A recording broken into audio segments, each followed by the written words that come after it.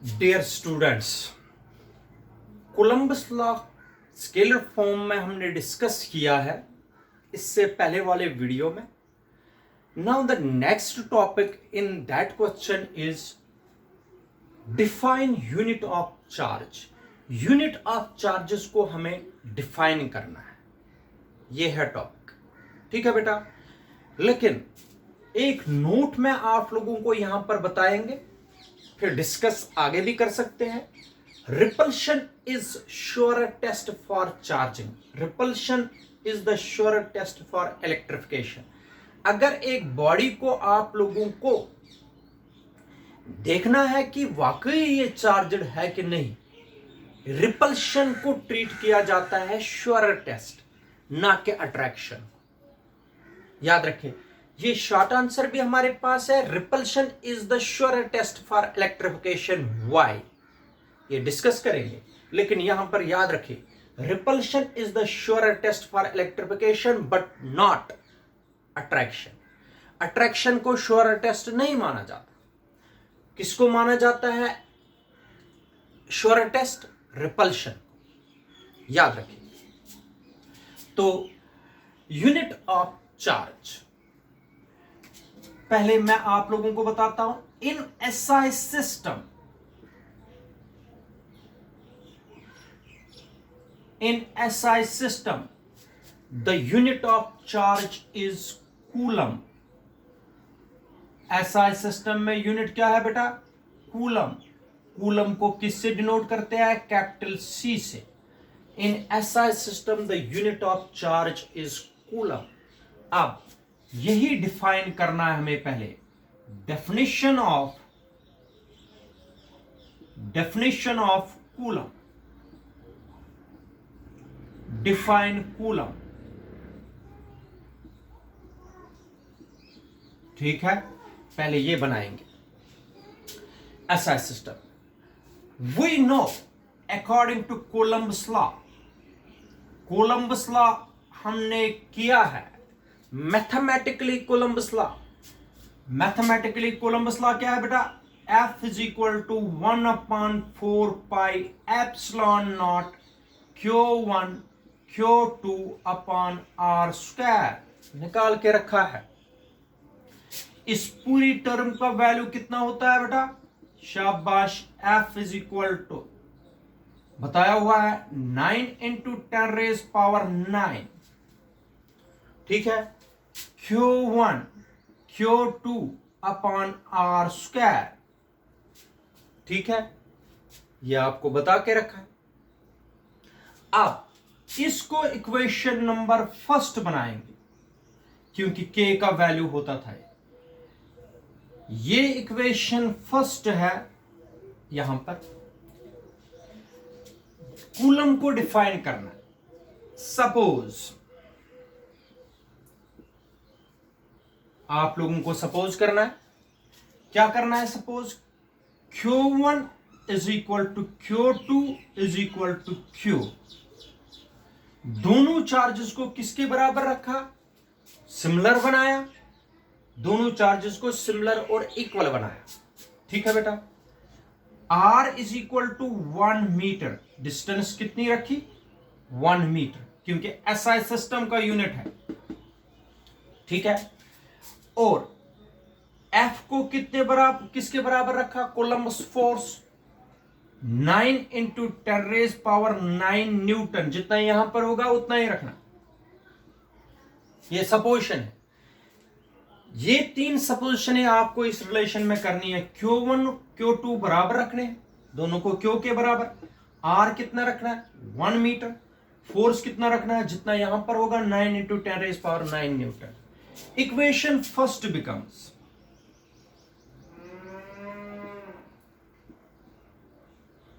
शाबाश बेटा, क्या बनेगी? 9 इंटू 10 रेज पावर 9 इसके बजाय is equal to 9 into 10 raise power 9 इसके बजाय, मल्टीप्लाई Q1 के बजाय Q,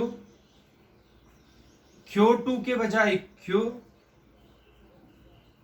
अपॉन R स्क्वायर के बजाय 1 का स्क्वायर।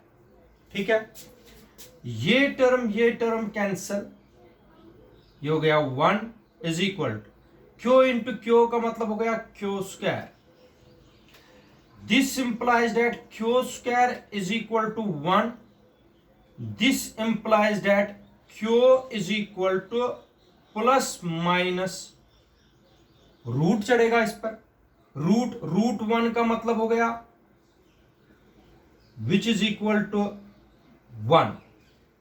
तो this implies that Q is equal to plus minus 1 coulomb, क्योंकि चार्ज है ऐसे. Q is equal to plus minus 1 coulomb आया. यहां से ही डिफाइन करेंगे, ये मैथमेटिकल टर्म मैंने यहां पर निकाल के दी, यहां से हम डिफाइन करेंगे 1 कूलम. देखो 1 coulomb of charge is that much charge which repels. ऐसे बना सकते हो आप लोग, फिर से बताता हूं, यहां से शुरू करना. 1 coulomb of charge is that much charge which repels 2 equal but similar charges, क्योंकि 2 इक्वल चार्जेस तो रिपेल ही करेंगे और रिपल्शन श्योर टेस्ट है. 1 coulomb of charge is that much charge which repels 2 equal but similar charges with a force of शाबाश बेटा 9 into 10 raised power 9 Newton when they are separated by a distance of 1 meter. थोड़ा सा और जोड़ना है, in free space or vacuum.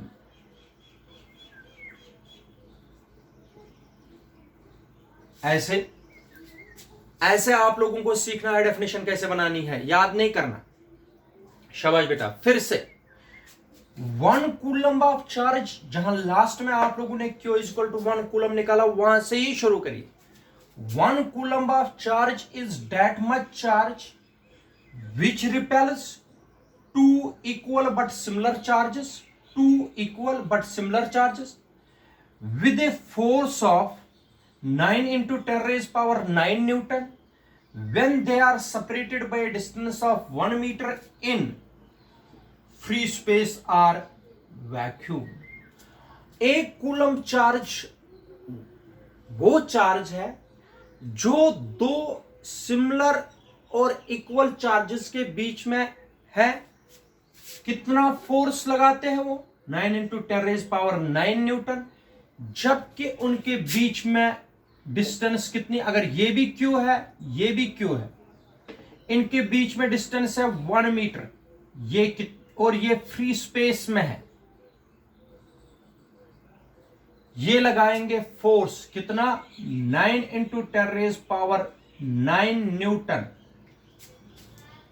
तब हम कहेंगे इन चार्जेस का जो ये चार्ज है ये 1 कूलम है. 1 कूलम इन चार्जेस का मैग्नीट्यूड है तब जब इनके बीच में डिस्टेंस 1 मीटर होगी, आपस में फोर्स लगाएंगे 9 इंटू 10 रेज पावर 9 न्यूटन और रखे गए हैं फ्री स्पेस में, तब इन दो चार्जेस का मैग्नीट्यूड है 1 coulomb. 1 coulomb is that much charge which repels 2 equal but similar charges with a force of 9 into 10 raised power 9 Newton when they are separated by a distance of 1 meter in free space or vacuum. ये definition है बेटा coulomb की. अगर 2 similar और equal charges रखे गए हैं किसमें, शाबाश, फ्री स्पेस में या वैक्यूम में, जिनके बीच में डिस्टेंस 1 कूलम है और डिस्टेंस 1 मीटर है और वो एक्सर्ट करते हैं 9 इंटू 10 रेज पावर 9 न्यूटन, तब क्यू का मैग्नीट्यूड है, दोनों क्यूज का मैग्नीट्यूड है 1 कूलम. तो ये याद रखें, ये है डेफिनेशन ऑफ 1 कूलम. तो इसके बाद है इन सीजीएस सिस्टम. शाबाश बेटा. In CGS system the unit of the unit of charge is stat coulomb. Stat coulomb. अब आप लोगों को स्टैट कूलम की डेफिनेशन बनानी है, खुद बना दीजिए स्टैट कूलम. ठीक है. We know in CGS system, Coulomb's law is written as, CGS system में Coulomb's law F is equal to K Q1 Q2 upon R square. K का वैल्यू CGS सिस्टम में कितना होता है बेटा? 1. इसलिए F is equal to 1 into Q1 Q2 upon R square. This is equation number first. ठीक है. अब देख लीजिए यहां से आगे. CGS सिस्टम में K का वैल्यू होता है 1. CGS सिस्टम में ही हमें स्टैट कूलम को डिफाइन करना है. तो suppose Q1 is equal to Q2 is equal to Q. दोनों चार्जेस को किसके बराबर रखा? Q के बराबर. अब इधर देख लीजिए Q1 Q2, इसको भी Q रखा, इसको भी Q रखा. लेकिन CGS सिस्टम में R कितनी रखनी है? CGS centimetre gram, CGS centimetre gram second. Centimetre 1 centimetre रखनी है डिस्टेंस. तो R is equal to 1 centimetre. शाबाश बेटा. F कितना रखना है इस वक्त? वहां पर 9 इंटू 10⁻9 था, यहां पर कितना है? 1. F is equal to 1 newton नहीं, 1 डाइन. क्योंकि CGS सिस्टम में इसका यूनिट बनाना है 1 डाइन. ठीक है. CGS unit of force is dyne. तो ये वैल्यूज यहां पर पुट कर दीजिए. क्या आएगा? 1 इज इक्वल टू 1 इंटू, शाबाश, Q1 हो गया Q multiply Q upon 1 centimetre का स्क्वायर. ठीक है. ये हो गया 1 is equal to Q square. Q square is equal to 1. Q is equal to plus minus 1. लेकिन चार्ज है किसमें है? CGS सिस्टम में है, इसलिए यहां पर यूनिट आएगा स्टैट कूलम. Stat coulomb. शाबाश बेटा. इसको ऐसे रख दीजिए और डेफिनेशन बनाइए. आएगा आप बनाना. 1 stat coulomb is that much charge. Shabash. 1 stat coulomb is that much charge which repels. 1 stat coulomb is that much charge which repels. Shabash beta. 2 equal but similar charges. 2 equal but similar charges with a force of 1 dyne. With a force of 1 dyne, when they are separated by a distance of 1 centimeter in free space or vacuum.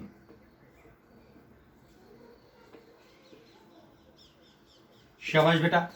फिर से बता दीजिए. 1 stat coulomb is that much charge which repels 2 equal but similar charges with a force of 1 dyne when they are separated by a distance of 1 centimeter in free space or vacuum. वो होता है stat coulomb. इससे पहले हमने define किया था coulomb, which is the SI unit of charge. Now the second term is stat coulomb, which is the CGS unit of charge. 1 stat coulomb is that much charge which repels 2 equal but similar charges with a force of 1 dyne when they are separated by a distance of 1 centimeter in free space or vacuum. याद रखिए, ये हो गई definition. ठीक है बेटा, याद रखिए.